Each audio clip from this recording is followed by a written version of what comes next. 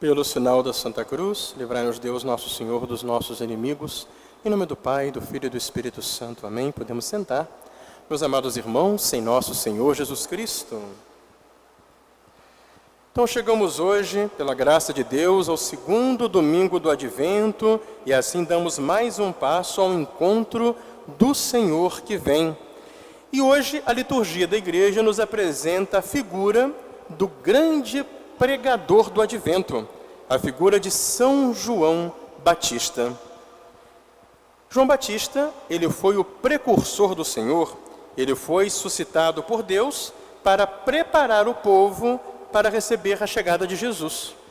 E o Evangelho de hoje nos mostra São João Batista na cadeia. Ele estava preso.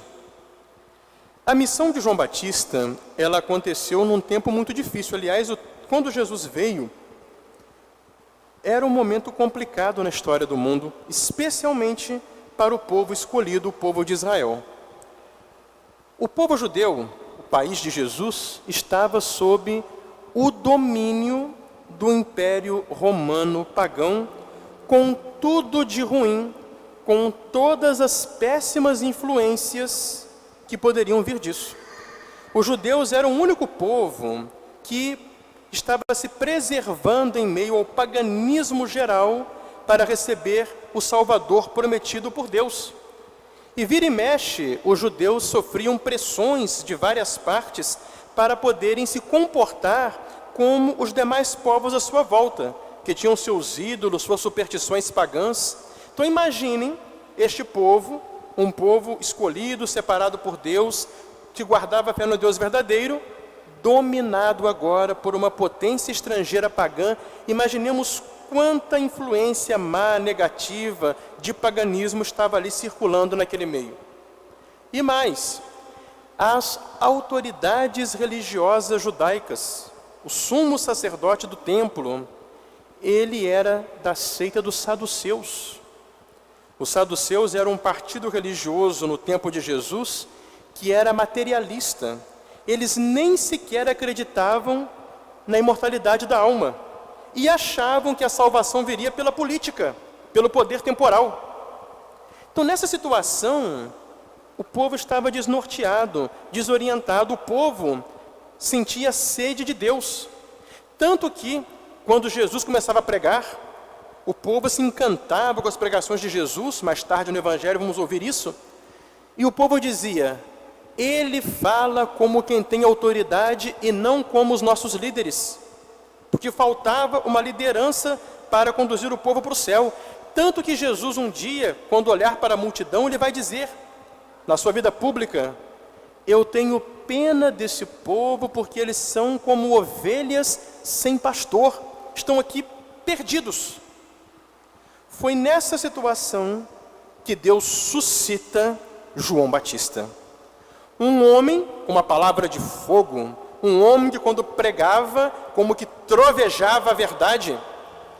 E aquele momento então, aquela palavra de João começa a tocar os corações e um grande movimento de conversão do povo, um povo sedento de Deus, encontra naquele homem uma palavra verdadeira e o povo começa a se arrepender de seus pecados, vai procurar João Batista às margens do Rio Jordão.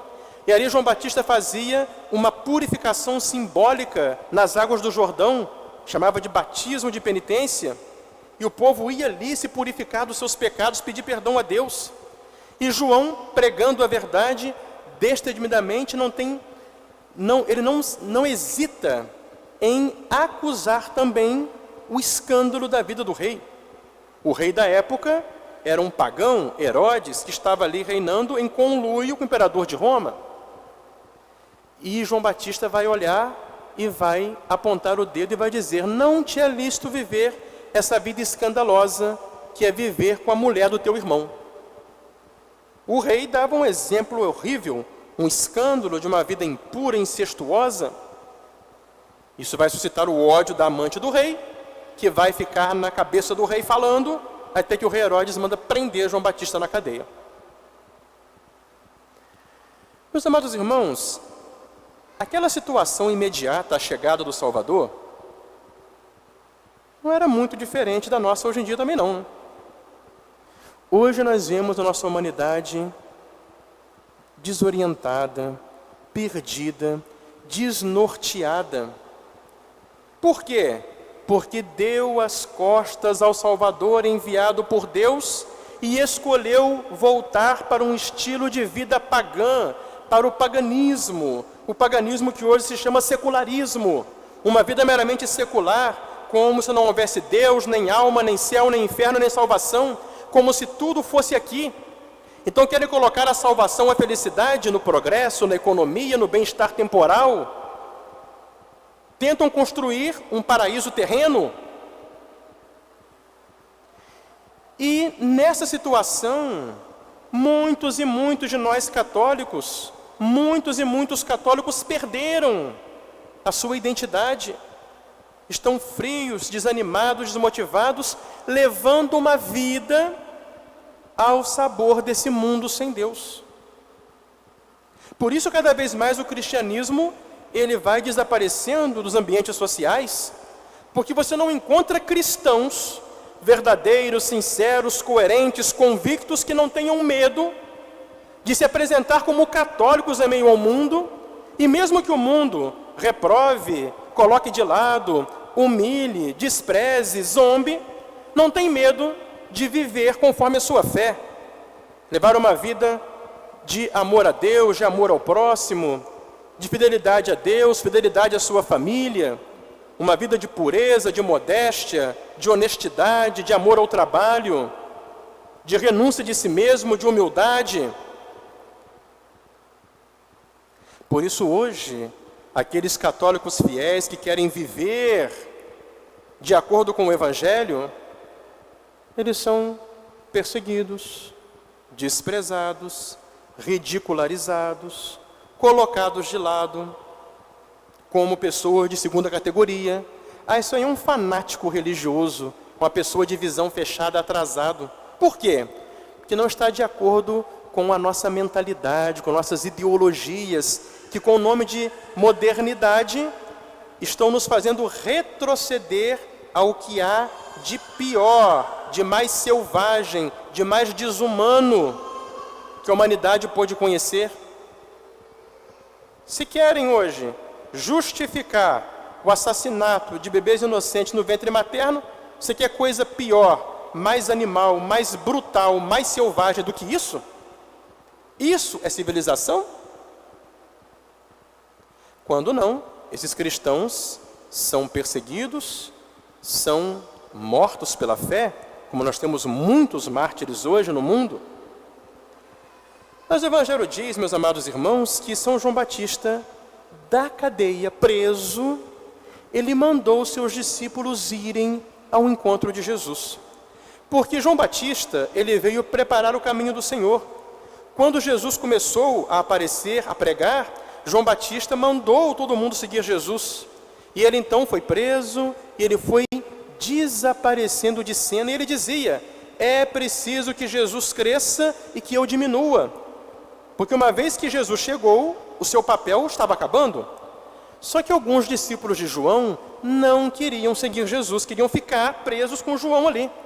E João falando: não, eu não sou aquele que deve vir, eu vim só preparar o caminho para ele. Então vocês vão lá para ouvirem da boca dele, para verem quem ele é, para vocês acreditarem. E os discípulos foram lá e perguntaram: és tu que há de vir, ou temos que esperar por outro? Jesus disse, mostrando que ele cumpria a profecia de Isaías: dizei a João, os cegos veem, os surdos ouvem, os coxos andam, os mortos ressuscitam, os pobres são evangelizados, ouvem a boa nova de Deus. E Nosso Senhor aproveita a oportunidade para falar com o povo sobre São João Batista.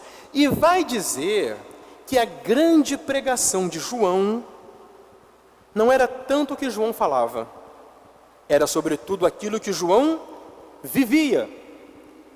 E Jesus diz: o que fostes ver no deserto? São João Batista morava no deserto. O deserto na Bíblia é o lugar do silêncio, é o lugar da solidão, é o lugar do combate espiritual, é o lugar do vazio das criaturas. De fato, o deserto é um lugar vazio, é um lugar um tanto inóspito, um lugar onde você não tem muita sombra, não tem água direito, é um lugar totalmente desabitado, é um lugar de penitência, de sacrifício. João Batista era um homem assim, era um homem penitente, sacrificado, que se alimentava de gafanhotos e mel silvestre. É um gafanhoto comestível que é naquela região. E no deserto era um homem que vivia na solidão e no silêncio para ouvir a voz de Deus. E por isso, cheio de Deus, ele podia sair e pregar, e da sua boca saía a palavra de Deus como um raio, um trovão que tocava e abalava os corações para a conversão, para a mudança de vida. E Jesus diz: que fostes ver no deserto? Uma cana agitada pelo vento? Um homem mole, um homem sem convicção de nada, que se deixa virar para um lado e para o outro, ao sabor das novidades, das modas, manias, ideologias, mentalidades mundanas que vão mudando, se sucedendo a partir do gosto das pessoas? Não. Era um homem firme, era um homem decidido, era um homem destemido que não tinha medo de falar a verdade, por essa verdade estava preso e depois foi degolado. Que fostes ver no deserto? Um homem de roupas suntuosas, vestido roupas finas? Não. Quem se veste assim, chique assim, está lá no Palácio dos Reis. Mas era um homem que usava uma roupa áspera, se vestia com túnica de pele de camelo, com uma corda na cintura, era um penitente. Por isso a sua figura de homem penitente, homem sacrificado, homem desapegado de tudo, impressionava quem o via. Como nos tempos, meus amados irmãos, de São João Batista, que na cadeia, preso, estava mandando as pessoas para Jesus, apontando Jesus para as pessoas, em meio a esse mundo, com seus desafios, problemas, tentações, um mundo cada dia mais oposto ao cristianismo, que nós somos chamados também a apontar para as pessoas, a apontar para a sociedade a única esperança da nossa salvação, que se chama Nosso Senhor Jesus Cristo. Por isso que São Paulo, nessa leitura de hoje, dizia para nós que Nosso Senhor, Ele veio na sua misericórdia, não só para os judeus, mas para todos os povos. Todas as nações são chamadas a receber dele a esperança, a salvação, a paz. Por isso cabe a nós, nesse advento, meus amados irmãos, reconhecer que nós somos os primeiros, que precisamos, que temos necessidade da graça de Cristo Salvador. Nós somos os primeiros que precisamos celebrar esse Natal, para que a graça de Jesus venha nos libertar dos nossos pecados, nos livrar de nossos males, nos fazer de novo coerentes na nossa vida com a fé que nós dizemos professar. Isso é conversão, porque muitas vezes eu falo uma coisa, eu sou muito católico, mas vivo o contrário do que eu falo. Isso não funciona. Por isso o mundo cada dia é menos cristão. Conversão é isso, é você fazer a sua vida estar de acordo com a sua fé, e não tentar manipular a sua fé para ter uma fé inventada por você que justifique os seus erros, a sua moleza, sua falta de compromisso com Deus, seu comodismo. Não.